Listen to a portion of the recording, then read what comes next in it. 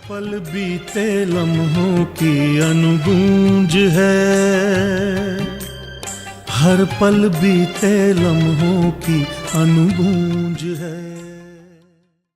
नमस्कार श्रोताओं, अनुगूंज कार्यक्रम में मैं मंगत राम और मैं तपस्या आपका स्वागत करते हैं। आज की कड़ी में हम आपको जिस व्यक्तित्व से मिलवाएंगे वो हैं रंगमंच, टेलीविजन और फिल्मों की प्रसिद्ध अभिनेत्री रोहिणी हट्टंगडी। आप सुनेंगे उनके साक्षात्कार के अंश और उनका जीवन परिचय।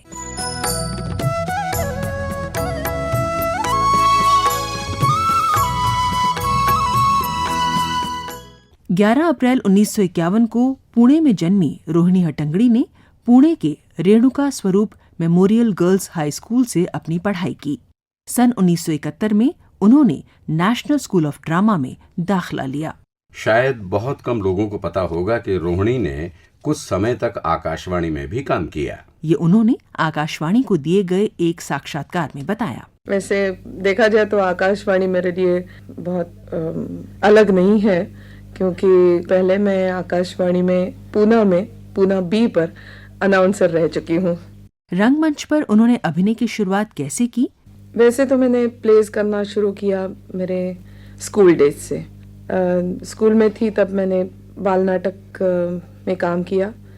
उसके बाद फिर बड़े नाटकों में काम करने लगी। मेरे पिताजी थिएटर पर्सन रह चुके हैं, तो उनके साथ मैंने भी काम किया। वैसे देखा जाए तो मुझे थिएटर का ABC पढ़ाया उन्होंने ही। ग्रेजुएशन के बाद मैं राष्ट्रीय नाट्य विद्यालय में गई। वहाँ पे 3 साल का राष्ट्रीय नाट्य विद्यालय का कोर्स किया। वापस आके मराठी में मैंने नाटक करना शुरू किया, मराठी कमर्शियल थिएटर में भी। सन 1974 में रोहिणी ने राष्ट्रीय नाट्य विद्यालय से सर्वश्रेष्ठ अभिनेत्री का पुरस्कार प्राप्त किया। रंगमंच और फिल्मों में अच्छे अभिनय के लिए कितनी तैयारी करनी पड़ती है, इसके बारे में उन्होंने कहा। तैयारी तो करनी पड़ती है, क्योंकि हर कैरेक्टर अपने आप में अलग होती है और वो कैरेक्टर यानी मैं नहीं होती, तो उसके लिए तैयारी करनी पड़ती है। ये कि वो कैरेक्टर, उसकी बैकग्राउंड क्या है, वो कहाँ से आई है, एज क्या है, उसका सोशल स्टेटस क्या है, उसके ख्यालात क्या हैं, ये सारा सोच के, ये समझ के, जो स्क्रिप्ट में ही होता है, कहीं डायरेक्टली होता है, कहीं इनडायरेक्टली होता है। यानी अगर आप पार्वती के कैरेक्टर जैसे, या तो अर्थ की कैरेक्टर आप ले लीजिए, जो बाई है, अब बाई है वो अंगूठा छाप है, तो वो ऐसे माहौल में रही है जहाँ पे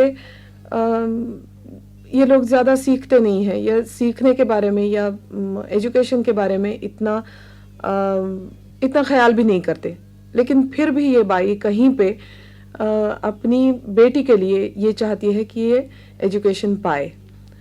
अब इसकी जो एक सोशल पोजीशन मैं कहूँगी कि वो क्यों आई है, तो ये अलग अलग लोगों के पास काम करके, उनको देख के ये सोचती है कि मेरी भी बेटी ऐसी मेम साहब बन जाए।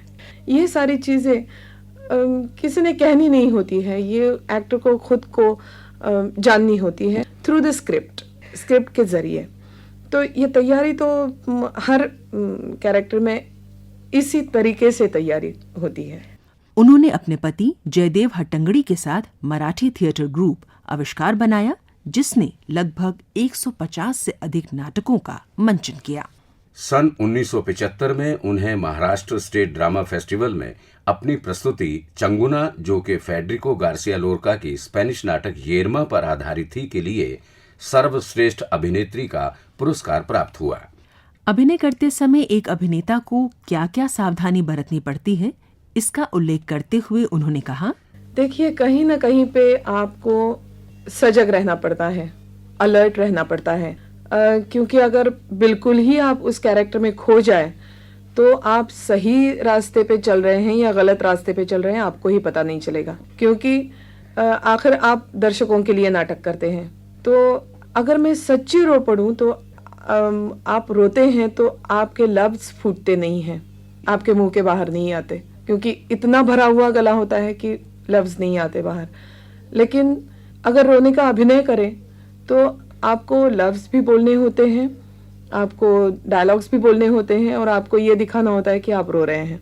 तो अगर मैं सच्ची मुच्ची रो पड़ूं तो मैं बोल नहीं सकूंगी। कहीं ना कहीं आपको आपके कैरेक्टर्स से अलग रहना पड़ता है और कहीं ना कहीं रोहिणी हट्टंगडी होना पड़ता है। कई दफा ऐसे होता है कि बिल्कुल आप उसमें खो जाते हैं कि आपको यानी थिएटर में आप खो जाते हैं, लेकिन कहीं ना कहीं at the back of your mind आपको पता होता है कि सामने प्रेक्षक हैं, सामने दर्शक लोग आपको दाद दे रहे हैं या दाद नहीं दे रहे हैं, खांस रहे हैं या नहीं खांस रहे हैं, पिन ड्रॉप साइलेंस है या नहीं है। नितिन सेन की कहानी पर आधारित नाटक अपराजिता के लिए वे बहुत चर्चित रहीं। ये नाटक 120 मिनट लंबा एक सोलो एक्ट प्ले था। इस नाटक को सर्वप्रथम सन 1999 में मंचित किया गया। रोहिणी हट्टंगडी ने विनय आप्टे द्वारा निर्देशित नाटक मित्राची गोश्त, प्रेमचंद के गोदान पर आधारित नाटक होरी समेत कई प्रसिद्ध नाटकों में काम किया। अभिनय के विविध आयामों पर प्रकाश डालते हुए उन्होंने बताया, एक तो मैं सोचती हूँ कि अभिनय में भाषा ये बहुत देर से आती है, यानी एक इमोशन का कल्मिनेशन शब्दों में होना जरूरी है।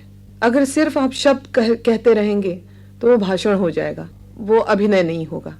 तो शुरू में अभिनय यानी इमोशंस और इमोशंस का क्रिस्टलाइजेशन मैं कहूँगी वो भाषा या शब्द होता है। तो उसके लिए मैं ये कहूँगी जो अभिनय करना चाहते हैं तो मेरे ख्याल में एक्टिंग इज ऑलवेज रिएक्टिंग।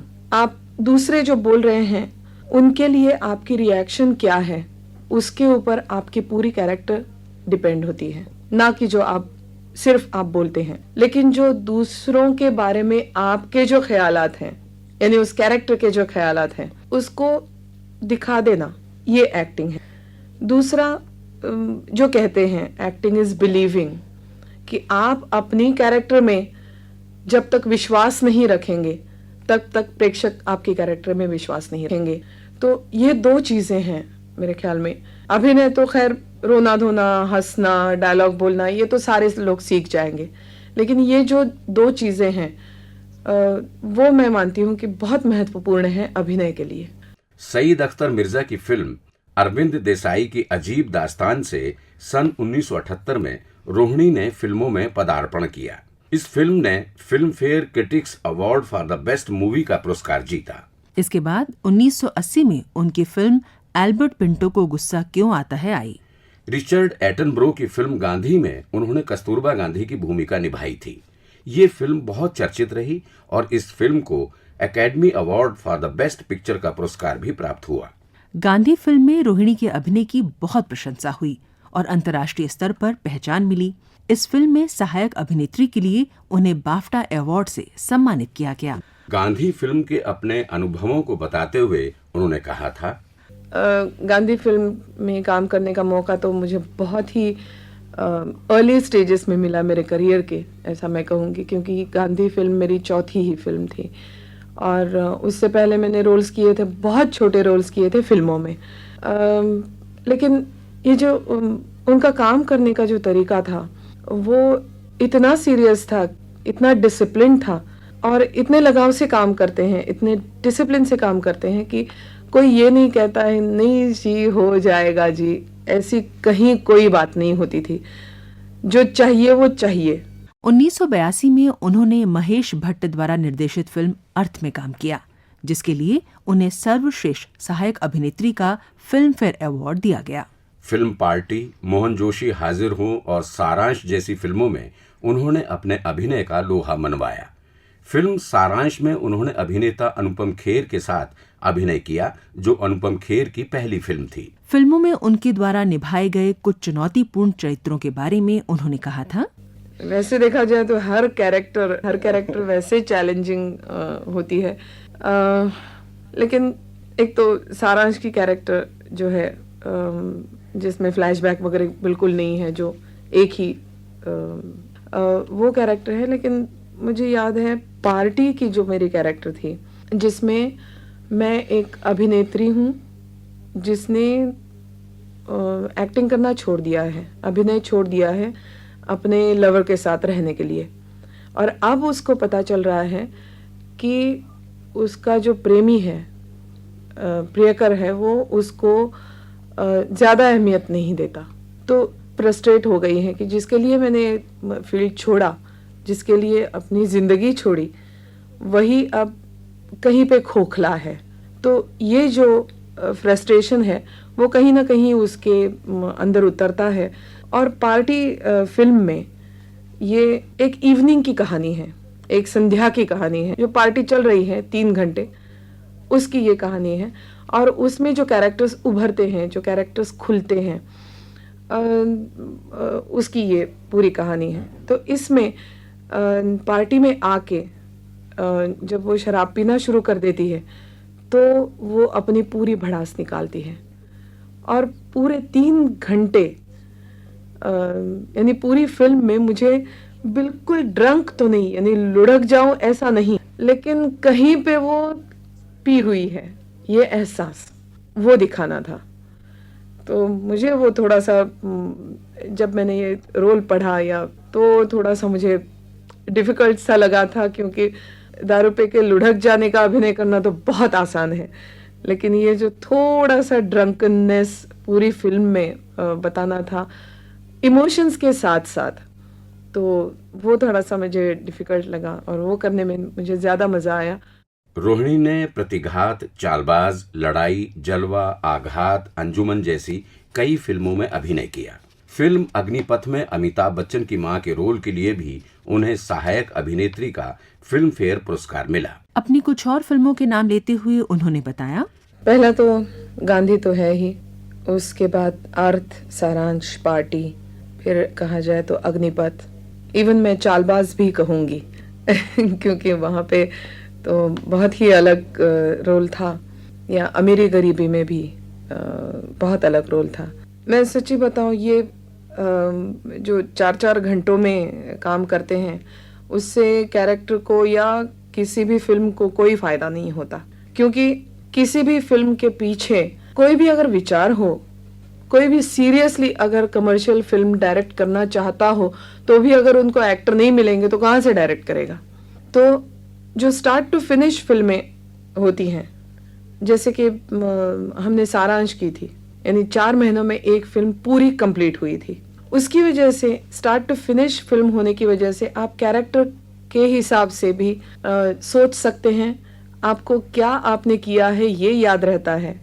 अगर कमर्शियल फिल्म में आज एक सीन करूं और 2 बरस के बाद सीन करूं तो मुझे याद ही नहीं रहता मैंने पहले सीन में क्या कैरेक्टर है या किस तरीके से सोचा था। तो मेरे ख्याल में स्टार्ट टू फिनिश जो फिल्में बनती हैं, जैसे गुड फिल्म्स, आघात जैसी या अर्थ सत्य जैसी या सारांश जैसी फिल्में, तो मैं मानती हूँ ये फिल्में ज़्यादातर अच्छी होती हैं, क्योंकि वहाँ एक्टर, वहाँ टेक्नीशियंस, वहाँ डायरेक्टर मौजूद होते हैं। थिएटर में काम करने वाले फिल्मों में एक्टिंग की ओर क्यों अग्रसर हो जाते हैं, इस विषय पर उन्होंने कहा, देखिए, अब ये होता है कि हमारे देश में बंगाली और मराठी थिएटर सिर्फ इतना पनपा है कि जिस पे आप जी सकते हैं, कमर्शियल थिएटर। लेकिन आज ऐसी हालत है कि हिंदी थिएटर उतना पनपा नहीं है जितना पनपना चाहिए, और हिंदी थिएटर पे जीने वालों की संख्या बहुत कम है। तो मेरे ख्याल में ये एक कारण होगा कि जो थिएटर करना चाहते हैं, वो एक्टिंग करना चाहते हैं या इस फील्ड में रहना चाहते हैं, वो कहीं ना कहीं ये सोचते हैं कि ठीक है, मुझे थिएटर नहीं करने मिला लेकिन मैं एक्टिंग जारी रखूंगा। उन्होंने दामिनी, घातक, पुकार, मुन्ना भाई MBBS जैसी चर्चित फिल्मों में भी काम किया। इसके अलावा उन्होंने कई टीवी धारावाहिकों में भी अभिनय किया। उन्हें 2 बार फिल्म फेयर और 1 बार राष्ट्रीय फिल्म पुरस्कार से सम्मानित किया गया। भारतीय रंगमंच को दिए गए योगदान के लिए उन्हें सन 2004 में संगीत नाटक अकादमी सम्मान से सम्मानित किया गया। रोहिणी हट्टंगडी आज भी रंगमंच, टीवी और फिल्मों में सक्रिय हैं। तो अब हमें यानी मंगत राम और तपस्या को दीजिए अनुमति। नमस्कार।